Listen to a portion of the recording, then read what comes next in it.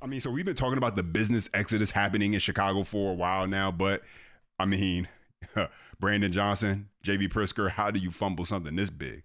So we got to talk about how Democrats have basically pushed the Bears right into the arms of their neighboring Republican-run state, Indiana. And now they want to pretend as if they're scrambling, acting like this is coming out of nowhere. But it did not happen overnight. This is what happens when you drag negotiations and stall. Meanwhile, you have Indiana step in and they made their pitch. And so now, just like many other companies that packed up and left Chicago because of cost, environment, high taxes, and well, yeah, protecting their bottom line, of course. It's a business. They got to think about the long-term stability and growth. The Chicago Bears are headed in the same direction. And now you got Democrat leaders acting shocked. As always, ladies and gentlemen, you enjoy the content, smash that thumbs up button. That's the best way to let me know. Subscribe to the channel to stay locked in with future videos and turn those notification bells on just in case YouTube act a little freaky with not letting you guys know the updates. Let's get right into it. Other than deep dish pizza and cold winters, there is nothing more Chicago than the Bears. The Chicago Bears, or the Bears, as they call them in Chicago. But the Bears could soon be joining a growing list of businesses leaving the Windy City over high taxes, an antagonistic governor, and an incompetent mayor. Indiana is offering to help build the Bears a multi-billion-dollar stadium just over the Illinois-Indiana line. If the Bears leave Illinois, they will join companies like Boeing, Citadel, Caterpillar, and a whole long list more that have since left Illinois. Indiana Governor Mike Braun is here, who's trying to close the deal. Governor, welcome. It's good to see you. Good to be on. Thank you. All right, there's so much here. Go woke, go broke. There's politics, there's economics, there's everything else. Wanted to clear one thing up, though, and I think a lot of Bears fans would want me to ask, my father-in-law in particular. Will they still be called the Chicago Bears? I think so. I don't think it's going to be the Gary Bears or the Hammond Bears. Or the Northern Indiana Bears. Okay. Why does Indiana even have a chance of this happening? I think you can blame that on their own state government and the mayor of Chicago and the governor. How so?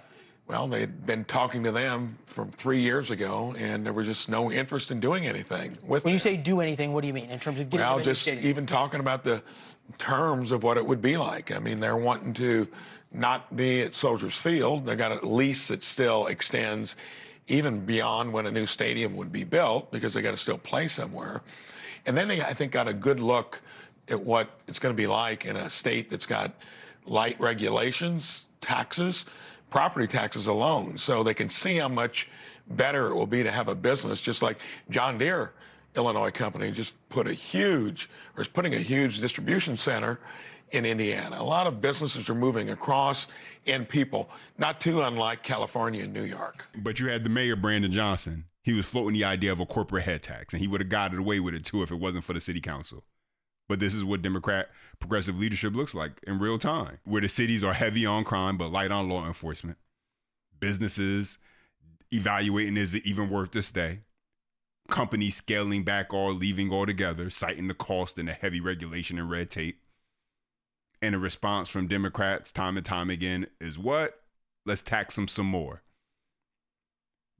Because you got to think about it. From a business perspective, if your operating costs keep going up, if you already got to deal with the regulatory environment that's harsh and not even favorable, you're going to do the math. And at some point, you're going to question if it's even worth all of it just because you're in the big city? I mean, I don't think so. And now because of the inept Democrat leadership, they're about to lose a whole football team. But let's continue. The unique thing is the Bears are putting a ton of skin in the game, and they're making the... We always hear that, though, don't we? They are, because the deal is far enough along to where we've got most of the details worked out. And they made the announcement you saw just today. Yeah, this is the statement. The passage of SB 27, which is the bill in Indiana, would mark the most meaningful step forward in our stadium planning efforts to date. We are committed to finishing the remaining site-specific necessary due diligence to support our vision to build a world-class stadium near the Wolf Lake area in Hammond, Indiana. Now, Governor Pritzker is playing the victim here. Take a listen. It was a surprise to us. The Bears actually, yesterday, we completed more than 3 hours, my team did, of discussions with the Bears. very positive discussions. It's very disappointing to hear that they would put that statement out but not say anything about the advancement that's been made in the state of Illinois. But, you know, we're waiting to hear from the Bears what they'd like to do next. So I think what he omits is the fact that they were talking to them 3 years ago and didn't get any real response. And probably about 5 to 6 months ago, they were running out of time frame to do something. They take a look at what it would be like in a business-friendly state, and we've been working on it, just not publicly, for a good while. When you saw the bill converge with their strong statement, that was all coordinated to make sure. You talked to the Bears owners today? Didn't today, but my team has been talking with them up until the culmination of getting the legislation across the line in their public statement. So here's what this really comes down to, ladies and gentlemen. Democrats didn't move with the urgency they needed to. They did not treat it like the 5-alarm fire it really was. Instead, they slow-walked the negotiations while Indiana was quietly waiting in the wings, putting together a plan, speaking directly to Bears officials. And now, suddenly, Democrats, they're acting shocked. Oh, my God. Didn't see this one coming. Okay, we believe you. But I genuinely don't think they thought the Bears would leave or explore leaving, because their mindset almost is one of entitlement, as if the franchise just, the Chicago Bears, they won't leave Chicago. And clearly that assumption is what landed them here. The Bears do relocate to Northwest Indiana. We're talking a short drive from Chicago. The fans won't vanish. They'll throw a fit for a little bit, but they'll cross the state line. They won't be the first team to play in a different city than their name suggests either. I mean, the Giants and Jets play in New Jersey, not New York City. The Niners recently moved from San Francisco to Santa Clara. I mean, I'm down here in Texas. Cowboys don't even play in Dallas. They play about 30 minutes away west in Arlington. And so fans adapt. But the real loss is the economic activity and the tax revenue. That's the real loss. And so now you got Pritzker. He's out there saying he was caught off guard, didn't know this was happening, didn't see it coming.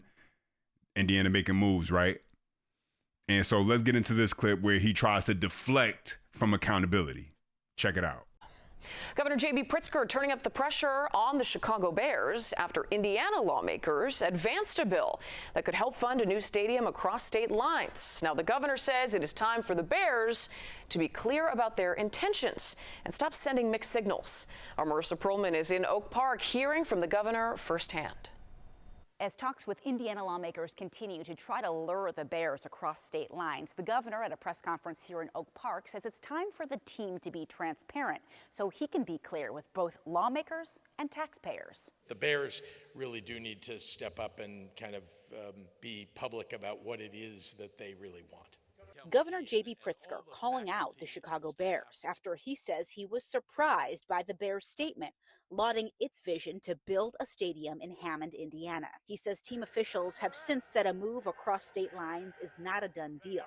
This after Illinois leaders preached progress. He says the team canceled a hearing set for Thursday, set to potentially advance an in-state stadium deal. The Bears have said they are committing $2 billion towards a stadium, but there is other infrastructure funding at play involved. The team wants tax breaks and $855 million in Illinois public funds to help build a new stadium in Arlington Heights. The governor has reiterated he's only committing to a deal that works for taxpayers. In light of what happened this week, I think we have to ask, if the Bears do decide to walk, will you view that as a negotiating failure on the part of the state? I view that as there is a limit to what the taxpayers of Illinois are willing to spend. It's a choice by the Bears about whether or not they want to be in the state of Illinois. I think we've had really productive conversations, which again is why I was dismayed by, the fact that they didn't even tell us they were putting it. I get that they want to keep hope alive, as they say. The mega project's tax hearing that was scheduled in Springfield this week but then canceled at the 11th hour has now been rescheduled for next Thursday. The governor says he's hoping for progress by then. Reporting in Oak Park, I'm Marissa Perlman. I mean, hey, Democrat priorities in a nutshell, ladies and gentlemen. Yeah, building a stadium costs money. Nobody's denying that, but let's not pretend it's just an expense. There is an upside. Professional teams bring in revenue. bringing development, restaurants, hotels, retail, entertainment, that whole thing. Businesses open up because of the proximity to the stadium. You get more foot traffic in the surrounding area, ends up growing.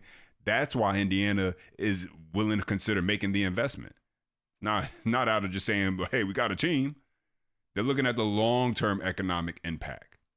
Not just for the Bears, but for the small business owners, contractors, service workers, anyone who can capitalize on the market that forms around when you have a major franchise in your city, in your area. That's how these deals usually are evaluated. Long-term gain versus upfront cost. And what's so interesting to listen to is Pritzker suddenly talking about limits, what residents are willing to spend, limits. Where was this conversation when billions were being allocated for illegal migrants? Riddle me that. Where was the concern about taxpayers' appetite then? Gentlelady yields back, Chair, and I recognize Mr. Donalds from Florida. Thank you, Chairman. To piggyback off my colleague, Governor Pritzker, how much does the state of Illinois spend on illegal immigration every year? Again, illegal immigration, that's a federal responsibility. They could tell how much is wasted as a result of their failures. The Department of Justice is taking the governor of Illinois to court over tuition breaks for undocumented students. Fox News correspondent Dave Spunt has more. Illinois is the latest target, but a senior DOJ official says this is a black and white issue and there may be other states to join a growing list. DOJ filed a lawsuit challenging an Illinois law signed by Governor J.B. Pritzker that allows illegal migrants to receive in-state tuition. The Justice Department wrote that Illinois laws unconstitutionally discriminate against U.S. citizens who are not afforded the same reduced tuition rates or scholarships in direct conflict with federal law. Translation, the law isn't fair to Americans who can't afford out-of-state tuition and don't get in-state tuition like illegal migrants currently do. This according to DOJ officials. Now, welcome centers are places where migrants can go to be connected with the services and help they need when trying to settle into a new location. Now, according to the fiscal year 2025 budget, Illinois is budgeted to spend $139 million on welcome centers. In 2019, the budget shows the state spent just over $1 million on the same line item. Representative Coffey claims that our tax dollars are providing these migrants more than just a sanctuary. We know we're paying for health care, we're paying for cell phones, we're paying for lodging. That's just the tip of the iceberg, you know. And it's really hard to track because of the discretionary spending where it comes from. What do all these places have in common that are seeing major business departures or population shifts? New Jersey, California, New York, Illinois, Massachusetts. They're all deep blue states led by Democrats. And so when you got companies moving operations or families packing up and heading elsewhere, it's usually not just random. It's oftentimes tied to cost, opportunity, or quality of life. And where are many of them going? States with lower tax burdens, lighter regulatory frameworks, and faster permitting processes, many of which happen to be red states. It's not just about party labels alone. It's about the policy, the environments, the economic incentives.